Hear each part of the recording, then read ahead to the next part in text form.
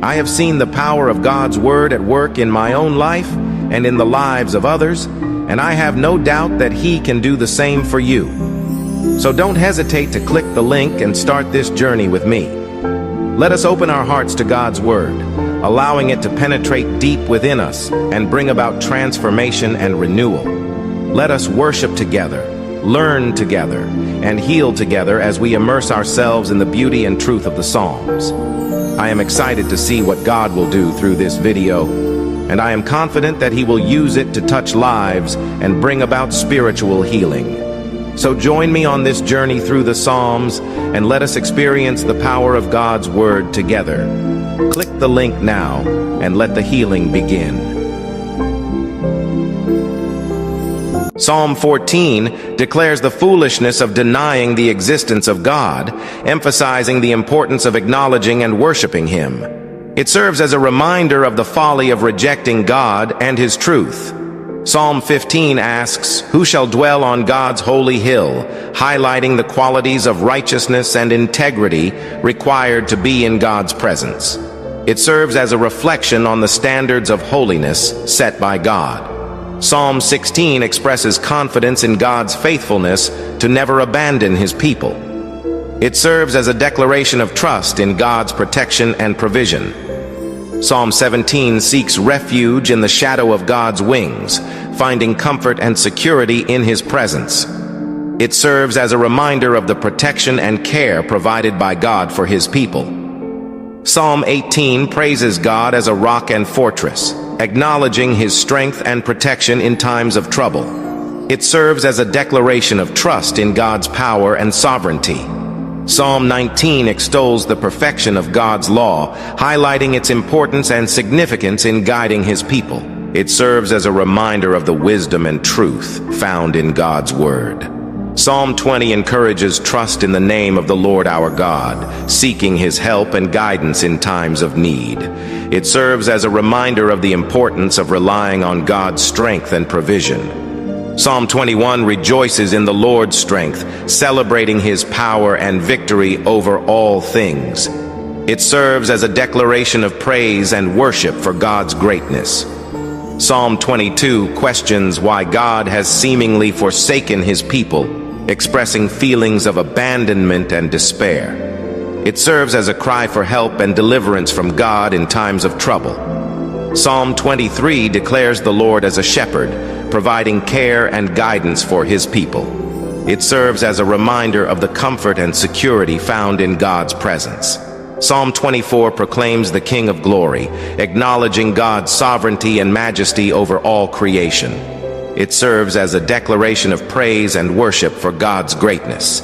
Psalm 25 asks God to teach His paths, seeking guidance and direction in following His ways. It serves as a reminder of the importance of seeking God's will and wisdom. Psalm 26 expresses a desire to bless the Lord, acknowledging His goodness and faithfulness. It serves as a declaration of praise and worship for God's character. Psalm 27 declares the Lord as light and salvation, finding security and hope in His presence. It serves as a reminder of the comfort and protection found in God's care. Psalm 28 praises the Lord as strength and shield, acknowledging His power and protection in times of trouble. It serves as a declaration of trust in God's ability to defend and uphold His people. Psalm 29 ascribes glory to the Lord, celebrating His power and majesty over all creation. It serves as a declaration of praise and worship for God's greatness. Psalm 30 rejoices in the joy that comes with the morning, celebrating God's faithfulness and provision. It serves as a declaration of praise and thanksgiving for God's goodness. Psalm 31 commits the spirit into God's hand, trusting in His care and protection. It serves as a declaration of faith and reliance on God's sovereignty. Psalm 32 declares the blessedness of forgiveness, acknowledging God's mercy and grace. It serves as a reminder of the importance of seeking forgiveness and reconciliation with God. Psalm 33 praises the steadfast love of the Lord, celebrating His faithfulness and goodness. It serves as a declaration of praise and worship for God's character. Psalm 34 encourages tasting and seeing the goodness of the Lord, seeking His presence and provision. It serves as a reminder of the importance of experiencing God's goodness in our lives. Psalm 35 declares the greatness of the Lord, acknowledging His power and authority. It serves as a declaration of praise and worship for God's greatness. Psalm 36 praises the steadfast love of God, celebrating His faithfulness and goodness. It serves as a declaration of thanksgiving and worship for God's character. Psalm 37 reassures that God will not forsake His saints, providing protection and care for His people. It serves as a reminder of the security and safety found in God's presence. Psalm 38 pleads for God not to forsake, seeking His mercy and compassion. It serves as a cry for help and deliverance from God in times of trouble. Psalm 39 reflects on the brevity of life, questioning the measure of days.